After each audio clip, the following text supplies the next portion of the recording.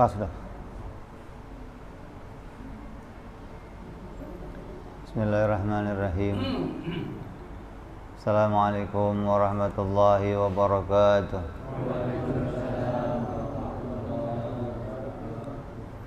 Al-Fatihah ila ruhi Sayyidina wa Habibina wa Syafi'ina Rasulillah Sayyidina Muhammad ibn Abdullah sallallahu alaihi wa ala alihi wa sahbihi wa azwajihi wa dhurriyyatihi Allah ya'ali darajatihim fil jannah wa yanfa'una bi asrarihim anwarihim wa ulumihim wa nafahatihim barakatihim fid dini wa dunya wal akhirah wa yaj'aluna min hisbihim wa yarzuquna mahabbatahum wa yatawaffana ala millatihim wa yahsyurna fi zumratihim bil afiyatin wa salamatin lahumul fatihah.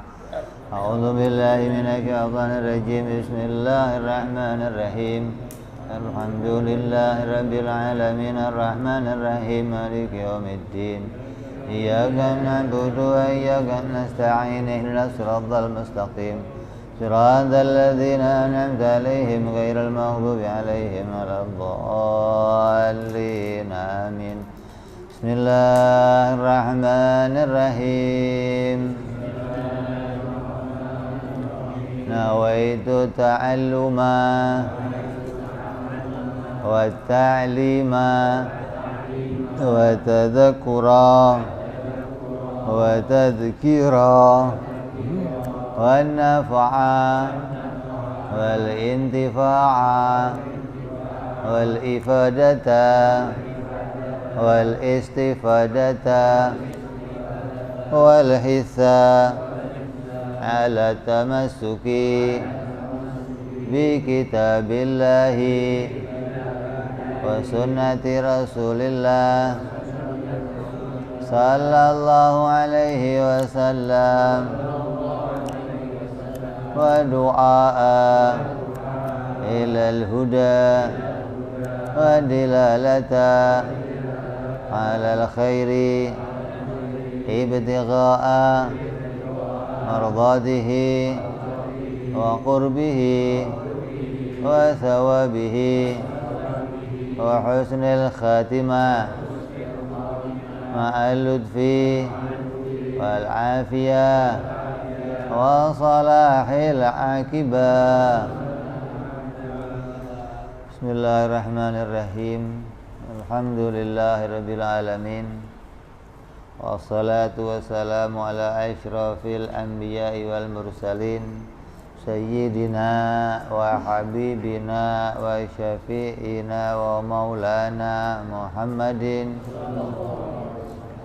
sallallahu alaihi wa ala alihi wa sahbihi ajma'in. Amma ba'du. Qala musanniful kitab hadratus syekh Kiai Said bin Kiai Armiyah rahimahullah wa ghafara lahu wa liwalidayhi wa nafa'ana bihi fid darain.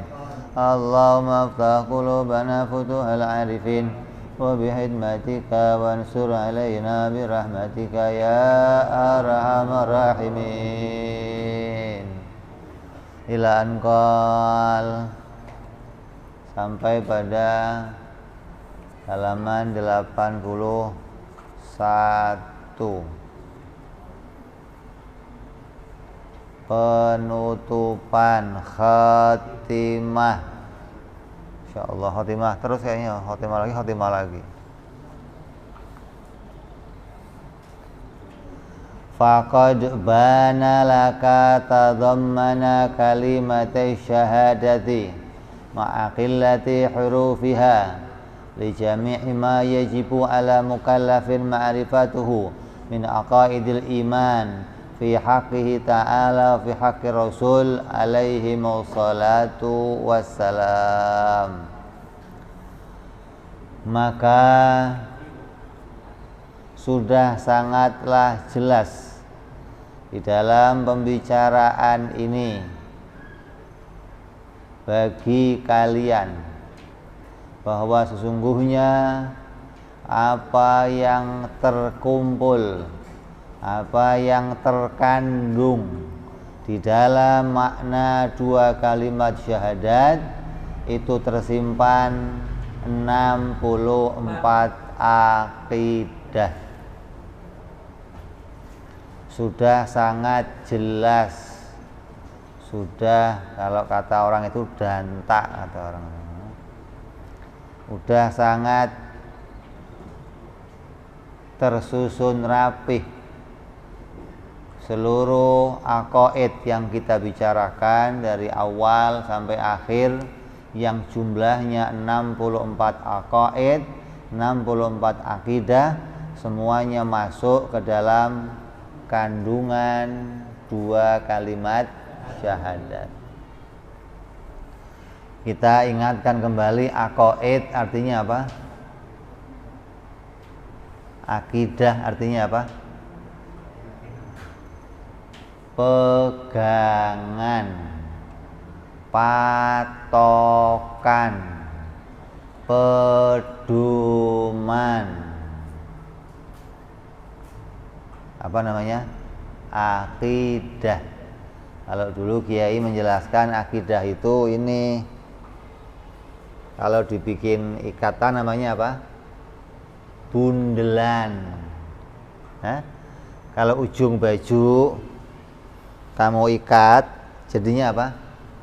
Bundelan. Fungsinya apa bundelan itu? Pegangan. Sesuatu yang ada bundalannya, ada ikatannya, ada simpulnya. Kalau kamu pegang, kamu nggak akan jatuh. Tapi sesuatu tali yang nggak ada simpulnya, nggak ada bundelannya, kalau kamu pegang merosot. Maka akidah itu pegangan. Kenapa harus dipegang? Karena ada simpul-simpul di situ. Nah, dalam agama, semua dasar agama tersimpul semuanya dalam 2 kalimat syahadat. Jadi akidah, pegangan kita itu isinya ada semua dalam 2 kalimat syahadat.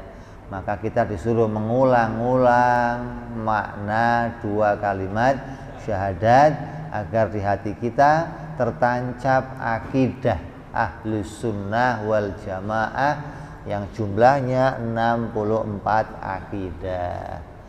Dalam kitabnya Abu Utsman bin Yahya dituliskan 63 akidah, karena mengambil dari usianya Nabi 63, biar kamu gampang ingat.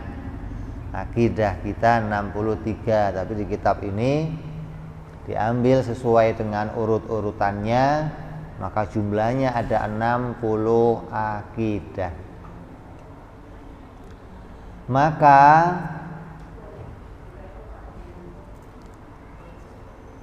dua kalimat syahadat adalah tanda atau petunjuk adanya iman yang menetap di dalam hati para orang-orang ahli zikir yang mengingat kepada Allah dengan selalu mengucapkan kalimat tersebut.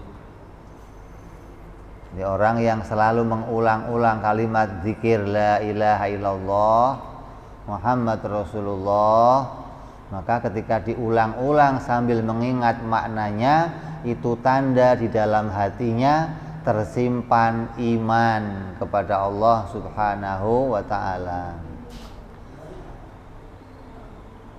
Nah, kalau ada orang yang mengulang-ulang saja tanpa punya pengetahuan bagaimana, ya dia iman, tetap itu tanda dia orang yang iman kepada Allah, tapi imannya dengan jalan yang taklid. Karena iman ada 2 jalan, ada iman yang dibarengi dengan pengetahuan, ada iman yang dibarengi dengan ikut-ikutan.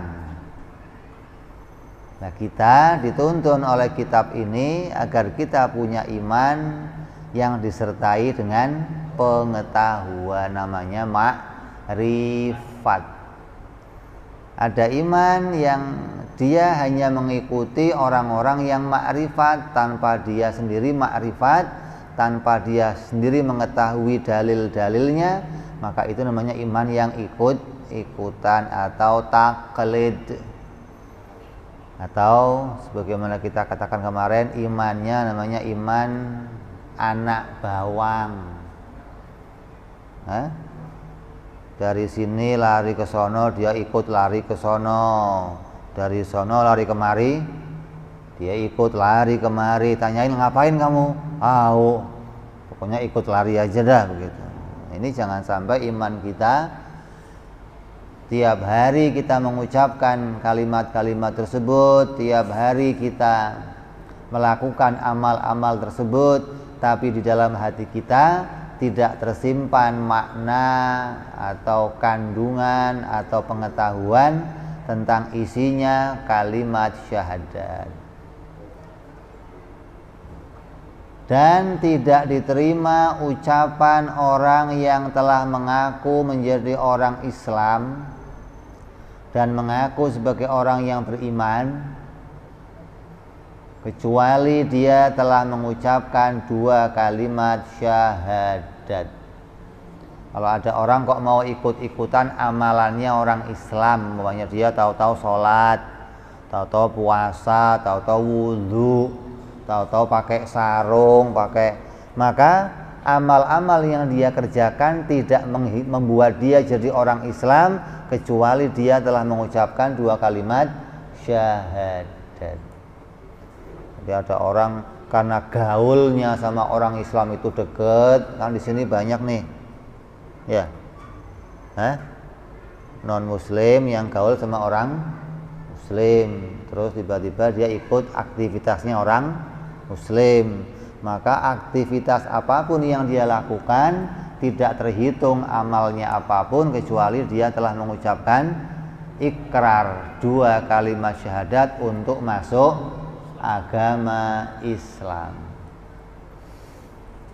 Dan setelah dia ikrar, maka akan ada tanda dia telah menjadi orang iman apabila dia terus mengulang-ulang kalimat tersebut yang memunculkan makna dari dalam hatinya untuk mengingat kepada Allah Subhanahu wa ta'ala.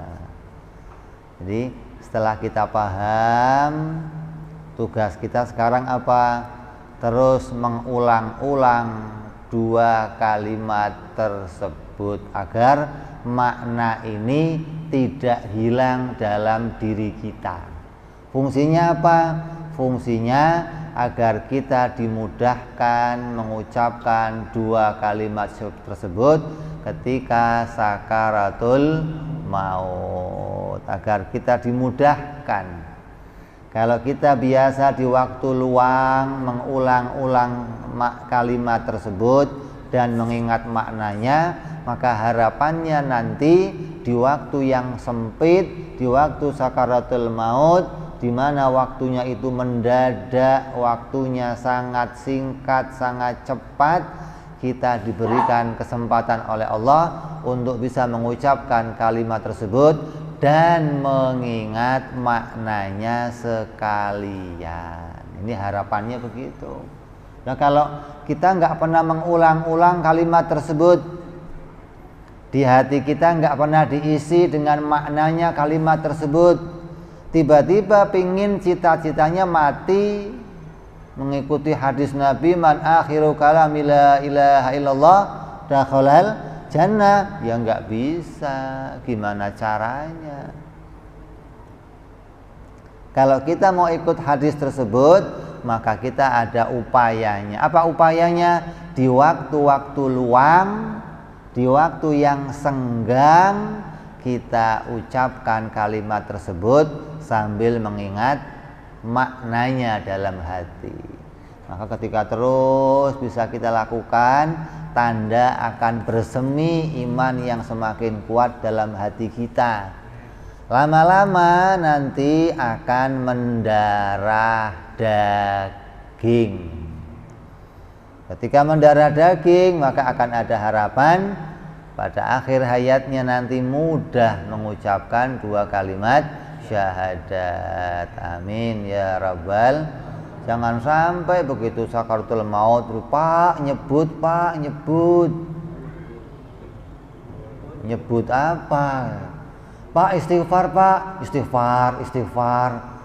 Pak istighfar, Pak istighfar. Kok istighfar ini banget, nggak pernah. Hatinya nggak diberikan cahaya oleh Allah ketika sakaratul maut, maka bahaya. Jangan sampai kita ketika sakaratul maut mengalami fitnah yang bermacam-macam, ujian yang susah yang sampai tidak bisa kita lewati hingga sampai kita mati dalam keadaan su'ul khatimah. Na'udzubillahi min dzalik. Kemudian ada peringatan.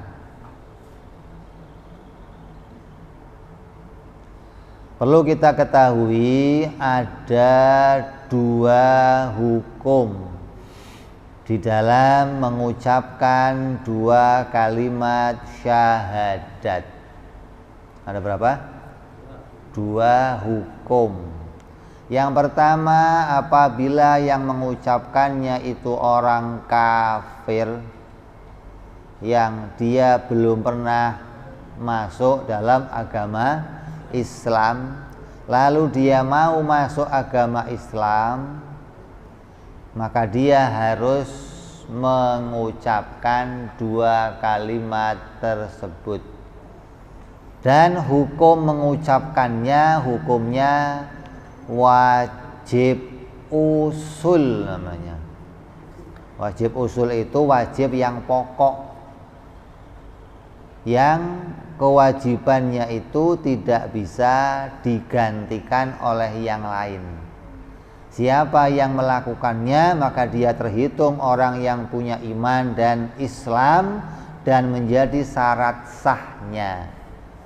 Apabila tidak mau mengucapkannya maka dia tidak sah Islamnya dan tidak sah imannya. Ada orang maksain orang kafir tiba-tiba jadi orang Islam nggak pakai ngucapin 2 kalimat syahadat, maka ucapannya nggak sah, pekerjaannya nggak sah, amaliyahnya nggak diterima oleh Allah Subhanahu wa Ta'ala. Jadi orang kafir yang mau masuk Islam hukumnya fardu ain, dan fardunya ini fardu usul atau wajibnya wajib pokok yang tidak bisa ditinggalkan. Kalau dia tinggalkan, dia tidak terhitung atau belum terhitung jadi orang Islam. Yang kedua, apabila yang mengucapkannya adalah orang Islam atau anaknya orang Islam atau seorang yang asli keturunan orang, sejak dia lahir, sejak dia bayi, dia dalam keluarga muslim. Maka bagaimana hukum mengucapkan kalimat tersebut kepada mereka? Maka hukum mengucapkan 2 kalimat syahadat bagi mereka itu hukumnya fardhu ufuru, wajib menurut hukum syariat dan wajibnya wajib furu'. Artinya menurut madhab Imam Malik. Ini kitab ini yang kita baca, kitabnya Imam Sanusi, ini kitabnya bermadhab Imam Maliki. Kenapa kok dibaca di dalam madhab Syafi'i, Bib? Karena kitab Imam Maliki ya madhabnya Maliki, kita Syafi'i pakai Syafi'i. Di dalam akidah semua madhab mengajarkan akidah yang sama. Nggak ada akidah yang berbeda di dalam madhab yang 4 yang menjadi madhabnya ahli sunnah wal jamaah. Kamu mau ngaji di madhab Maliki, mau di madhab Hanafi, mau di madhab Syafi'i, mau di madhab Hambali, semua ajaran akidahnya sama, mengimani isi 2 kalimat syahadat ada 64 akidah. Jadi jangan dianggap oh madhab Maliki mah kita nggak ikut. Itu kalau dalam fikih. Kalau dalam urusan fikih, amaliyah badan, maka belajarnya nggak boleh campur. Kalau kamu ikutnya Syafi'iyah, maka belajar sama ulama Syafi'i. Kalau kamu ulama Hambali, belajar sama ulama Hambali. Nggak boleh ulama Syafi'i ngaji sama ulama Hambali, ya nanti nggak nyambung maksudnya. Kecuali kamu sudah paham mazhab Syafi'i, mau nambah pengetahuan belajar sama mazhab Maliki, Hanafi, Hambali boleh. Tapi kalau kita sendiri belum banyak pengetahuan dalam mazhab Syafi'i, ya jangan nyebrang-nyebrang ke mazhab yang lain. Udah pelajari sendiri mazhab kita sendiri, jangan ikut-ikut mazhabnya kelompok yang lain. Kenapa? Karena masih banyak kekurangan yang belum kita ketahui dari ajaran-ajaran yang menyangkut hukum-hukum Islam yang mana disepakati oleh ulama-ulama Syafi'iyah. Jadi nggak perlu ngaji dari ulama-ulama di luar Syafi'iyah dalam masalah amal ibadah. Beda dalam akidah. Dalam akidah nggak ada perbedaan antara satu madhab dengan madhab yang lainnya selama madhabnya masih 4 madhab Ahlus Sunnah wal.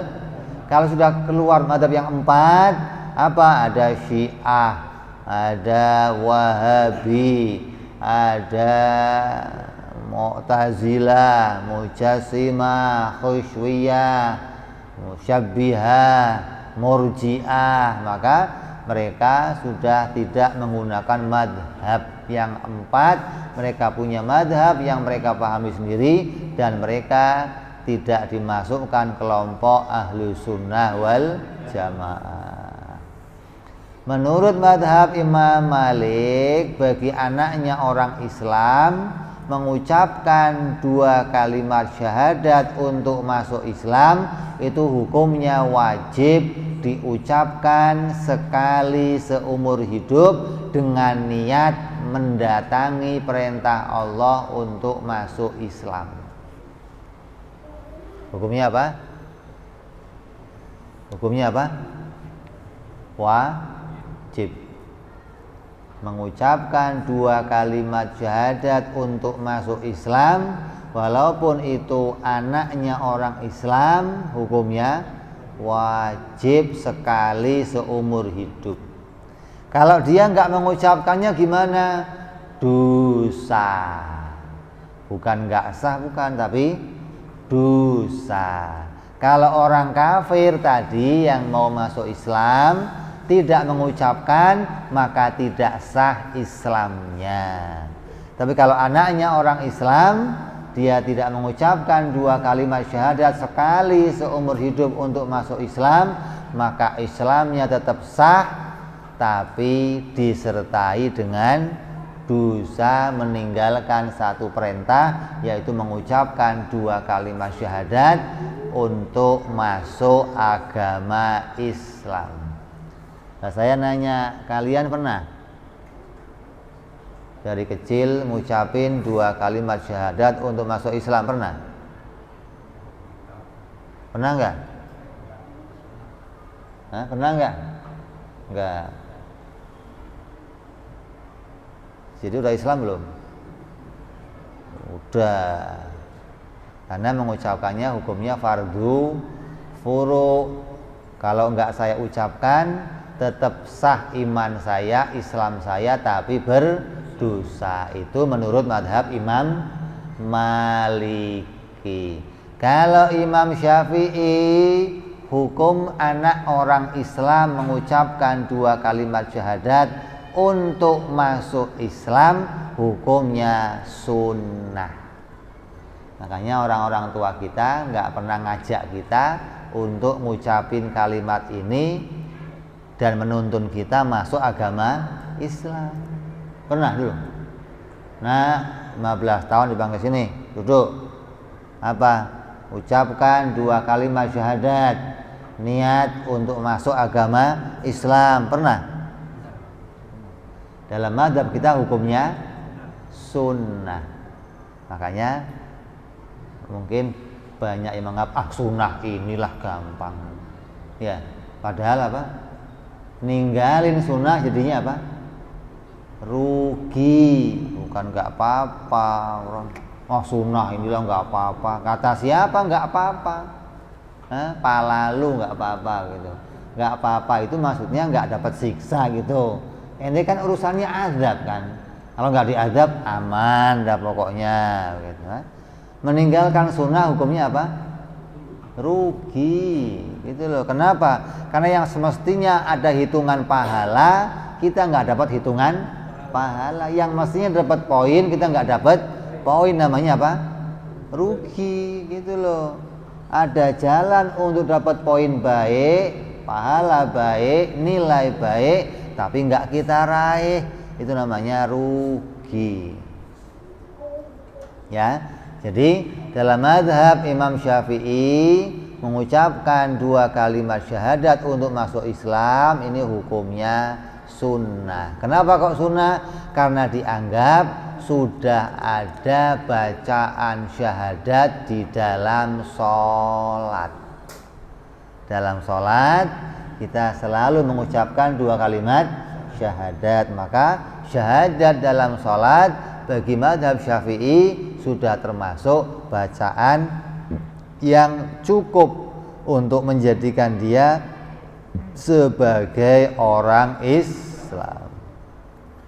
Tapi kalau di luar orang Islam maka nggak cukup, harus ngucapin dulu niat masuk agama Islam. Kalau dalam mazhab Syafi'i, dalam mazhab Imam Abu Hanifah, Imam Malik mengatakan mengucapkannya wajib, tapi wajibnya wajib furu.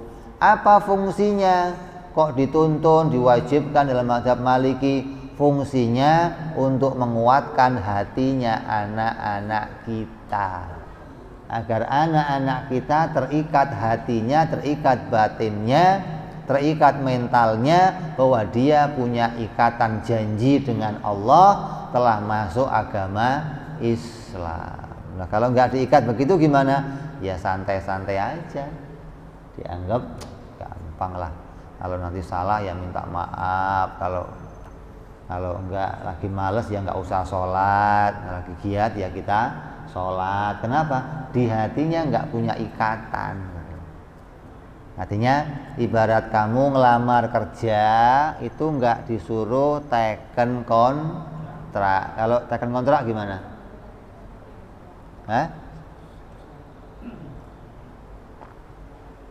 Serius? Saya sudah kontrak, melanggar kontrak bahaya, saya bisa dipecat, bisa gaji hilang, bisa. Tapi kalau kerja, Pak mau kerja aja Pak ya.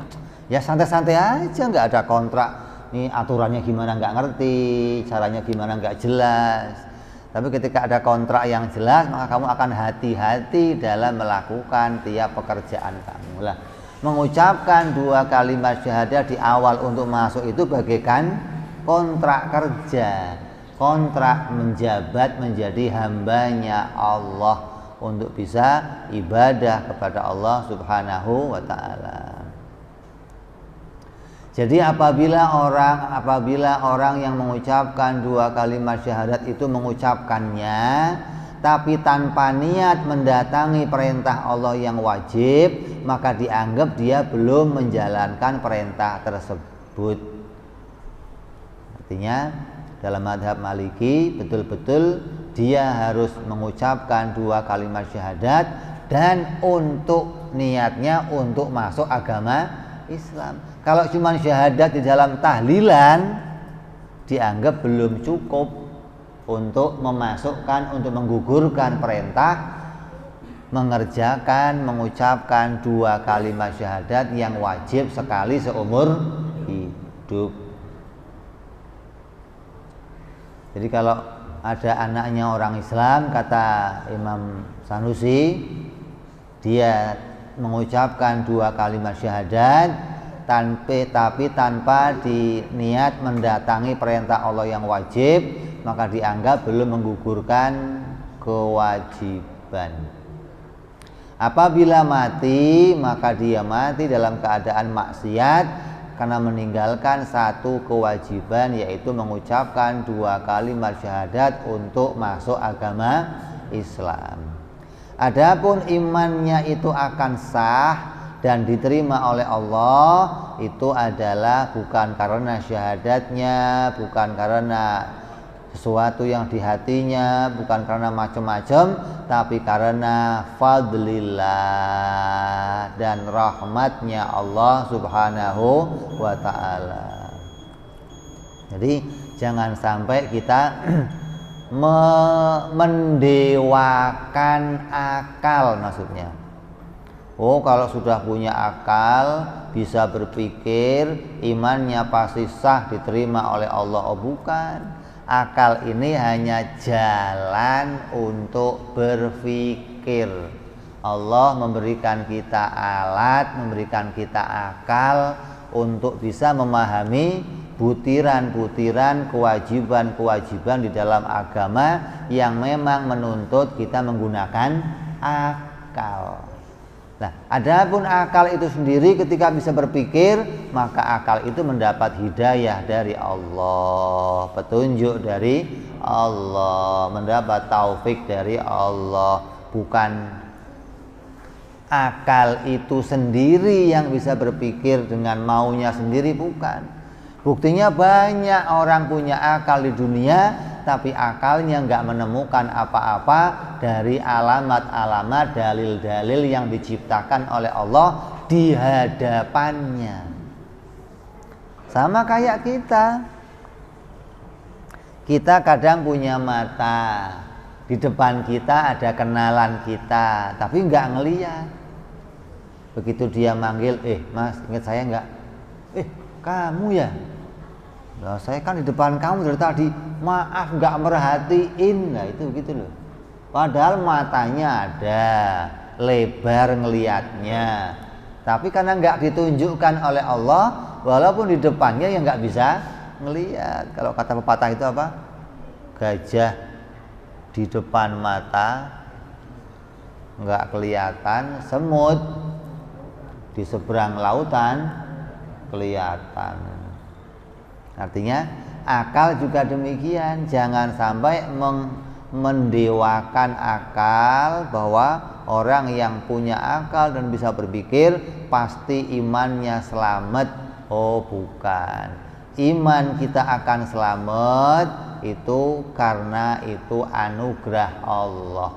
Kita diterima imannya, kita dijadikan orang-orang yang soleh, masuk kelompoknya orang-orang yang benar nanti di akhirat, karena anugerah Allah, karena rahmat dari Allah. Adapun yang kita kerjakan di dunia ini hanya jalan, aturan yang diberlakukan kepada kita. Jangan terus, kan aturan itu bisa saja nanti berubah, aturan bisa saja tidak akurat. Lah kalau pakai aturan saja kamu nggak yakin benar, apalagi nggak pakai aturan.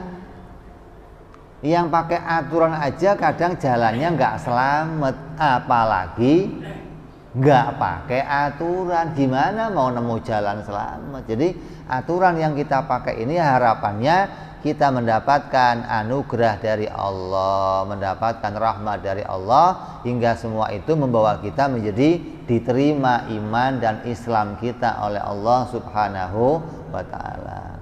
Maka sepatutnya bagi para guru untuk mengajarkan kepada murid-muridnya cara mengucapkan 2 kalimat syahadat, disertai dengan niat mendatangi perintah Allah untuk masuk agama Islam. Jadi Imam Syafi'i sama Imam Malik ini kan guru dan murid. Dalam madhab Imam Malik ini banyak memang yang dianggap itu kewajiban, lalu oleh Imam Syafi'i dianggap sebagai kesunahan. Tapi Imam Syafi'inya melakukan sesuai ajaran Imam Malik. Contoh, dalam hal wudhu, dalam hal kunut.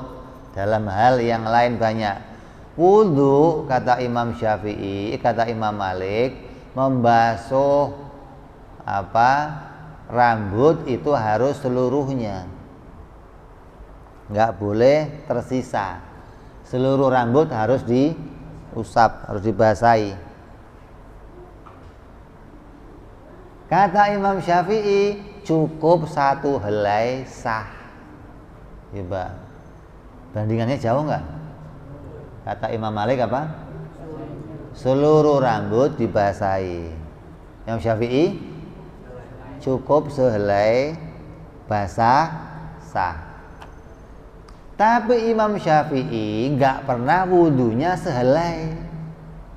Imam Syafi'i kalau wudu semuanya dibasahi. Kenapa? Karena membasahi rambut semuanya, kata Imam Syafi'i hukumnya apa? Sunnah. Jadi Imam Syafi'i walaupun menetapkan hukum bahwa yang menjadikan wudhu itu sah, fardunya membasahi rambut ketika wudhu itu cuma 1 helai, gugur kewajibannya, tapi dia nggak pernah ngerjain yang wajib itu. Dia ngerjain yang sunnah. Apa? Dibasahi seluruh rambutnya. Imam Malik mengatakan yang begitu hukumnya wajib. Imam Syafi'i mengatakan sunnah. Begitupun ini. Imam Malik mengatakan wajib, Imam Syafi'i mengatakan sunnah. Tapi Imam Syafi'i mengikuti ajaran Imam Malik. Kenapa Imam Syafi'i seneng sama yang sunnah-sunnah, apalagi kok wajib? Yang sunnah-sunnah aja disenengin, itulah ahli sunnah. Artinya selalu mengikuti apa yang telah jadi kesepakatannya para ulama. Ketika itu bagian dari perintah, maka akan dikerjakan. Maka seyogyanya para guru mengajarkan ini agar para muridnya bisa tahu bagaimana cara niat untuk masuk dalam agama Islam dengan mengucapkan 2 kalimat syahadat. Kita tuntun, kita baca bareng-bareng agar kita mendapatkan kesunahan yang mana ini ditetapkan hukumnya oleh Imam Asy-Syafi'i. Kalaupun Imam Syafi'i kok salah, yang betul Imam Maliki, berarti kita pun telah mengerjakan apa yang dikerjakan Imam Maliki. Artinya cara ini adalah meninggalkan khilaf, agar kita nggak dikhilafkan oleh ulama. Kenapa? Karena yang jadi amalannya madhab lain pun kita kerjakan, hingga apabila madhab itu yang benar, kita juga ikut benar. Nggak sampai, oh kalau madhab itu nggak benar, madhabnya Imam Syafi'i yang benar, kan saya sudah untung lah. Kalau yang benar madhab mereka, kita rugi berarti. Kenapa? Karena nggak mengerjakan apa yang mereka kerjakan. Walaupun bagi kita mengerjakan yang demikian hukumnya sunnah. Kita baca bareng-bareng. Nawaitu an aqra'a kalimatai asyhadati fi umri marratan wahidah fardhan lillahi ta'ala asyhadu an la ilaha illallah wa asyhadu anna muhammadar rasulullah sallallahu alaihi wasallam. Saya niat mengucapkan 2 kalimat syahadat sekali seumur hidup, wajib karena Allah. Asyhadu an la ilaha illallah wa asyhadu anna muhammadar rasulullah. Itu yang diajarkan oleh para imam-imam terdahulu kepada murid-muridnya, agar terus bisa berlanjut dan mengikat hati kita, mengikat hati anak-anak kita bahwa kita telah terikat oleh agama Islam. Dan mulai mengucapkan kalimat itu, dia sudah tidak boleh meninggalkan apa yang dilarang-larang oleh agama. Dia harus mengerjakan apa yang diperintah oleh agama hingga hatinya punya ikatan yang kuat dalam agama Islam. Dalam mazhab Maliki enggak cuman mengucapkan syahadat yang wajib sekali seumur hidup, tapi juga membaca surat Al-Fatihah. Kalau kita dalam sholat baca Fatihah, itu Fatihahnya sholat kata Imam Malik. Tapi ada bacaan Fatihah yang di luar sholat yang kamu harus baca dengan niat saya diperintah oleh Allah membaca Al-Fatihah sekali seumur hidup yang hukumnya wajib.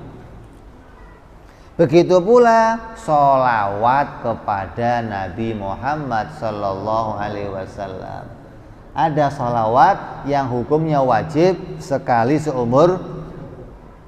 Ini menurut Imam Maliki. Tapi menurut Imam Syafi'i semua itu hukumnya sunnah. Walaupun sunnah, Imam Syafi'i tetap mengerjakan apa yang dikerjakan oleh Imam Malik agar menghindari apa? Khilaf, menghindari perbedaan antara ulama, perbedaan antara madhab yang satu dengan madhab yang lainnya. Maka kalian harus paham hal ini, bahwa mengucapkan dua kalimat syahadat ada dua macam hukum. Ada yang hukumnya wajib usul bagi orang kafir yang mau masuk Islam. Ini enggak ada toleransi, enggak ada pengecualian. Kalau enggak ngucapin gimana? Ya enggak terhitung sebagai orang Islam. Ada yang kedua, bagi anaknya orang Islam hukumnya wajib furu'. Kalau saya enggak kerjakan gimana? Tetap dihitung orang Islam, hanya berdosa.